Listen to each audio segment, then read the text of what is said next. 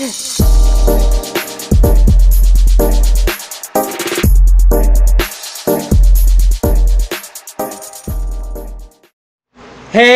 what's up everybody? This is your boy Kenny, and this is Unsung Season 13, and this episode is about Michel'le, and I have to say this is a long overdue episode as well, because Michel'le, I have to say, is definitely unsung, because this is another powerhouse vocalist, and her voice is just out of this world. When I think of Michel'le, I think of the likes of like Anita Baker, Stacey Lattisaw, Patti LaBelle, powerhouse voices who just on command can just knock the room down with their vocals. And she definitely is one of those powerhouse vocalists who definitely had a big rise, with being on Ruthless Records and with her debut album. But then while she's also having success on the charts in her personal life, she's dealing with a tumultuous and abusive relationship with Dr. Dre, which was definitely showcased in the Lifetime movie. But in this one, she definitely gives more clarity to what was really going on. And they also talk about her upbringing, coming from South Central. She pretty much grew up in a family with she had her mother and her father. They never married, they never lived in the same house. They she knew she had a she had a connection to her father and her mother, but she never really felt validated. She never felt loved because they never really said that they loved her. And I think due to the fact that she never had that type of connection is to why she was so easily to fall into a domestic abusive relationship. And then they talked about that they saw this around them all the time. She even said growing up that my uncle used to beat on my aunt all the time, and then all of a sudden we would have dinner and everything was fine. So she thought that was normal. Get your ass beat, then afterwards you make dinner and everything's okay. And she literally, and if anything, she was kind of trained in a way to accept abuse from a man, because that's his way of telling you that he loves you. And maybe if you didn't overstep your bounds, maybe he wouldn't have put his hands on you. So she kind of grew up with that negative environment and with those negative ideals. But she ends up she actually gets discovered by a rapper who actually introduces her to Alonzo Williams. And Alonzo Williams was behind the World Wrecking Crew, which also Dr. Dre was a part of that group. They did like some albums and things like that. And they also did some tracks with Mona Lisa, who was also a part of the World Wrecking Crew. They're female artists.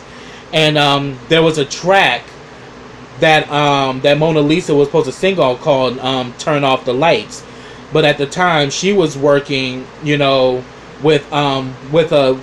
was working with some other artists and she couldn't break away. So he put 16-year-old Michel'le on the track, and if you ever heard that song, Michel'le sung her face off on that track. As a matter of fact, out of the World Wrecking Crew, that was the only song that I really gravitated towards, because Turn Off the Lights was very special. And you really heard this powerhouse singer, and she just blew it away. But the funny thing about it, her speaking voice and her singing voice are in totally two different worlds, because when she speaks over her larynx, which gives her this mousy like sound, where she kind of sounds like a cartoon character, or kind of like Elmo in a little bit. She kind of has that type of sound. But I love her voice, though. I love her speaking voice as well as her singing voice. She's interesting. She's pretty much a unique individual, and that physical makeup is just out of this world. That she sounds one way speaking, But then when you hear her sing, you like, is this the same person? Indeed it is. But Turn Off the Lights came out in 1987. It was a successful single. Dre definitely was one of the producers on that track. And we see that around this, and it's also through Alonzo Williams is where she met Dre, and her and Dre, end up connecting with each other. They go out on dates, and she said starting off it was a very good relationship. They really connected. He was funny, and they just had this very good connection. And then by 1998, Dr. Dre had left Alonzo Williams to go to be a part of NWA with Eazy-E and Ruthless Records. And it was Eazy, and the thing is, since she was with Dre, she went with Dre. So, and Eazy-E was like, one day he was like, yo, Michel'le, don't you sing? And she was like, well, yeah. She's like, yo, I want to put you on a label. And she looked at Dre, and Dre was like, well, you want to do it? And she's like, well, yeah. So pretty much the first track that she does is No More Lies, which is a timeless track. I mean, it's a track that I still love to listen to this day, because I remember when that track came out, I was like in grade school. So I remember hearing it on the radio a lot. And definitely, she said, but she says in this Unsung that the song had a totally different melody, and Dre was like, that sounds nice, but unfortunately it's whack, so scrap that. And she came up with a different melody to the song, and it was No More Lies is kind of like an anthem for women who no longer gonna take crap from men, And she said that the song is about her brother. She had a crush on her brother's friend, and the thing that she did not like about him is that he always lied all the time. And the song was actually, I think it was top 10 on the R&B, dance, and Billboard charts. If I'm wrong, correct me in the comments, but it definitely crossed over to 3 different charts though. So it definitely crossed over on the pop charts, the dance charts, and R&B. So that was phenomenal. Her next second top 10 hit was Nicey. And definitely Nicey, I definitely remember listening to on the radio when I was like in, I think, 2nd grade was when that song came out. So yeah, I definitely remember hearing Nicey on the radio. So in a way, it's like I definitely had a connection to Michel'le, because I definitely remember her in my early years. And I definitely remember her on the radio and definitely hearing her tracks. And then her father even said that because her father definitely has a great musical ear, he told her that No More Lies wasn't going to be a hit, and that it wasn't going to make it, and that it wasn't going to go nowhere. But he said after it hit, I had to eat crow. So I was like, yeah, she proved you wrong, Pops. But and it was also around this time, during the rise of her career, is where her relationship with Dr. Dre took a turn for the worse, where it became physically abusive, it became destructive and demoralizing. And she even talked about in 3 of the videos she had to cover up black eyes and bruises, because of the abuse. And her brother even said that, yeah, abuse. But he said that, when he first met Dre, he said Dre was cool. Like, he never suspected anything like that from Dre. And usually when it comes to a person who's an abuser, you never see that quality in them. That's like sometimes an inner demon that comes out. And at the time, Dre was drinking, and when he would drink, he would become violent. So, and she even says that, look, there were times that were good, but then the abuse after a while just came out of nowhere. He said just one day he came in and just gave her a black eye. And then after a while it just got worse from that point on. But then again, it was kind of like the same thing. After she was abused by him for the first time, she said she didn't say anything. And the only thing he said to her the next day was that, go to the store and buy you a pair of sunglasses. You know, so it's like she was somewhat conditioned to accept the abuse and that the abuse was normal. And because she definitely talked about, you know, how the abuse was taking a toll on her, and you definitely hear that in one of her signature songs, you know, and pretty much, you know, one of her biggest songs to, you know, to this day, which is a timeless classic. You know, soon as you hear it, you already know what's up. From the intro, you know what's up. You took my love and I'm willing. As soon as you hear that, you know it's about to be on, and it's a beautiful ballad. And Michel'le sings the house down with Something in My Heart, because it was such, I mean, and she's also a writer, so she wrote her songs. She wrote No More Lies, she wrote Nicety, she wrote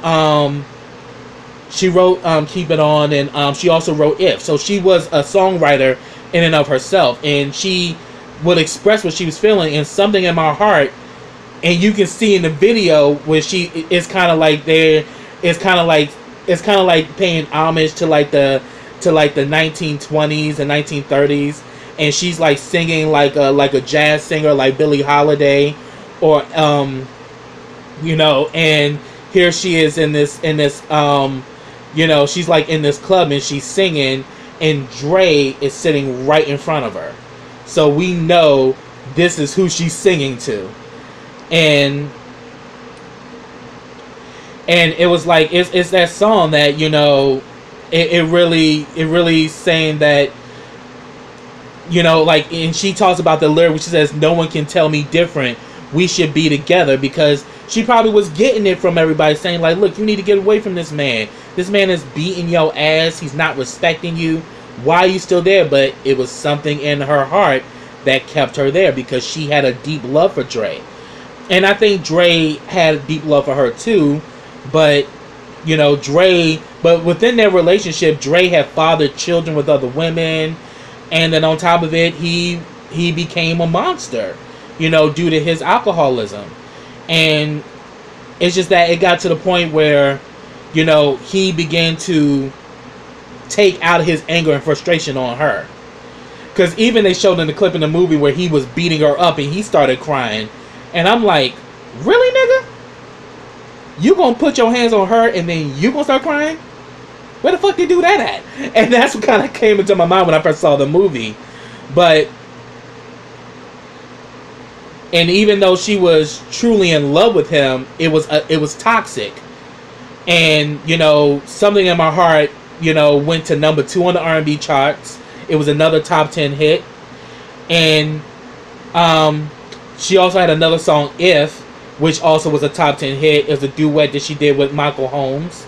Another great song. And her album went gold, you know, and immediately they put her on tour with, you know, she was an opening act for MC Hammer, and she was also on tour with Troop as well. And Russell from Troop, they're still the best of friends to this day, and they were very close then. And, you know, it was on this tour that she, you know, found out that she was pregnant, and she gave birth to her son Marcel in 1991. And that pretty much, you know, changed things for her, because she really at first didn't want to be a mother. She wasn't ready for it. But she said once her son arrived, she was just all about being a mother, and she pretty much, you know, decided to become like a housewife, and decided to be domesticated, which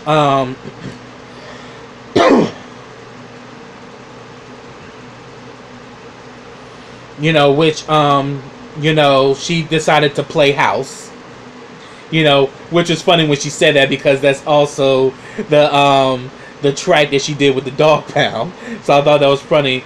And then it was around, you know, this time after their son was born that Dre had left Ruthless Records and went to Death Row.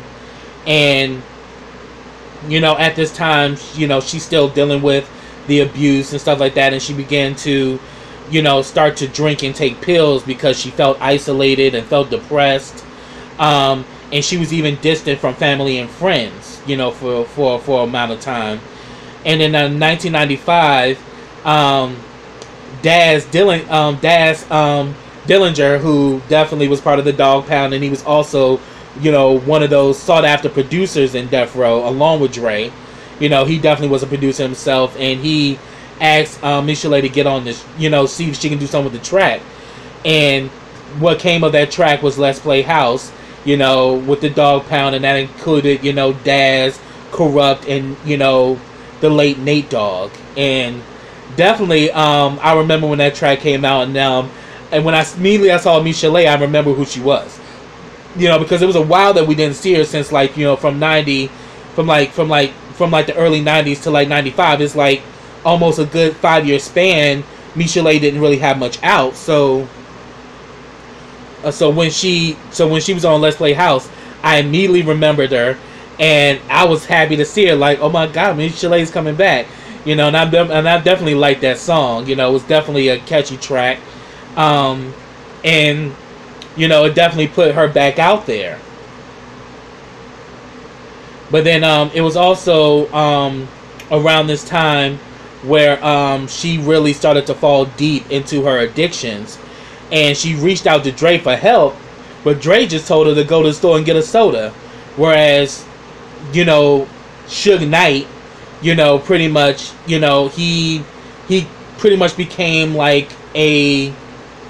he became somewhat like a nurturer, like a friend to her.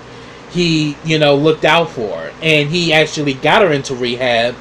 And it was while she was in rehab that Dre had left Death Row and went to Aftermath, and he, went to Michel'le and wanted Michel'le to go with him, but she wanted to stay at Death Row, and she was like, look, I want to stay on Death Row, because Dre had put her through so much. So by this time, she was kind of done with Dre. She's like, I went through all of the infidelities, you beating on me, and all of that, and at the end of the day, you still don't have any respect for me. So it got to the point she was done, but she had said that, I'm not going with you. I'm going to stay here on Death Row and see if I can get an album released. And he pretty much says that you will never get an album on Death Row. Well, once Suge got word of that, Suge made sure she got an album. But sadly, the album didn't, because it was been such a long time since she had, music out.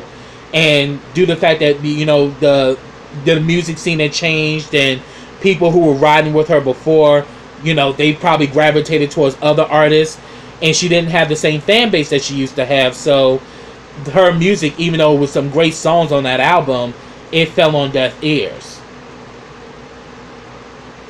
And then like also, I think another reason why the album didn't do well, because she actually did have some personal songs where she was talking about her abuse from Dre and some of the, love issues that she was having. But Suge didn't want none of those songs on the album, because he's like, oh no, we ain't having nothing involving Dre on this shit. So they kind of let that go. But then the guy who produced the album, he was saying that, there were moments she had to take breaks, and she would be, weeping because of all the trials and turmoil that she went through in that relationship. It really did take a toll on her. So around this time, Suge had got arrested, and this is, I think, post after Pac was killed. Suge had went arrested for, violation of his probation and all of that. And he pretty much, wanted Michel'le to have power of attorney, so they got married. So she had power of attorney of his business, and what he would do is that he was telling her what to do every single day, that she was pretty much, she was acting as CEO. And the Death Row went into bankruptcy, and then, here it was, she thought that she was marrying Suge because she loved him, and then she realized that possibly the reason why they got married was because of business and business only, because some of the holdings that he had, he put in her name, so therefore the IRS was coming after her, and everything she had got taken away too. And by 2001, you know, he was released from jail. Their relationship began to their relationship deteriorated. You know, he even at times was abusive as well. They had a daughter, Bailey, born in 2002, and she said after having her daughter, all the fear that she had for Suge completely left her, and she finally, you know, got the nerve to get up and leave, and she moved on with her son and her daughter. And she said that, you know, for years she kind of really went through some tough time because they didn't have anything. Their whole livelihood, their actual, you know, bread and butter was gone, because, you know, when Death Row went down, so did she, because everything, he pretty much tied her into everything. You know, so therefore everything she had was seized. Even her savings. So she literally had to start from ground zero. And she talked about that it was a hard time. You know, she was very depressed. She almost committed suicide. You know, and it was, you know, it was a friend of hers who pretty much put together a showcase for her, and he told her that you want to perform again. And she was like, man, who the hell gonna come see me? It's been so many years since I've been out. Who's gonna come see me? He said that, look, you still have a voice. People want to hear you. And she broke down talking about this, because she said her first time ever performing, and she saw all these, that it was a packed house. So that was like God letting her know, you're still needed. You're still relevant, and you still have something to offer the world. So, and definitely she was open about a lot of this in R&B Divas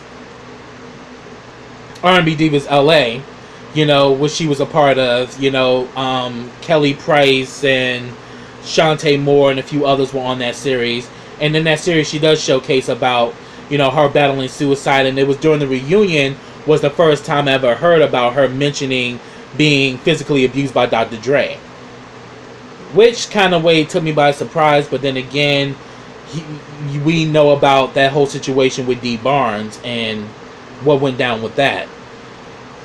But then also they also talk about the Lifetime movie, and you know, the actress that played her, you know, Ryan, I forgot Ryan's last name, but she used to be on Lincoln Heights, and she also not too long ago was on Empire. She had played what's her name, Pound Cake's daughter. She's a phenomenal actress. But she even said that, look, the movie was not intentionally set up to bash Dr. Dre, but it was also meant to showcase, you know, domestic violence, and that you can break out of that you don't have to accept it.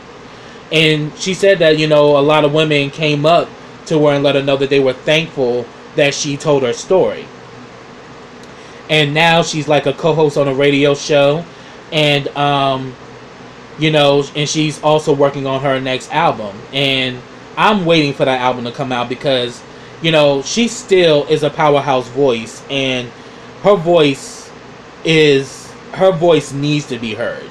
You know, beautiful singing voice. And she pretty much said that, you know, what she wants her story to be is that you can go to the lowest of lows and can come out on the other side still standing. And she says, I'm still standing and I'm fulfilled. And I thought it was very beautiful. I thought it was a beautiful episode. I'm glad they finally gave her this showcase, and I wish her nothing but the best in the future, and I definitely look forward to hearing some new music from her. But that's what I have, y'all. If I missed anything, put it down in the comments. I'd love to talk to you about it. But subscribe to my channel. Click that bell so you get notifications every time I drop a video. Also, follow me on all of my social platforms. I have them all listed in the description box. Also, like this video, comment on this video, and share this video.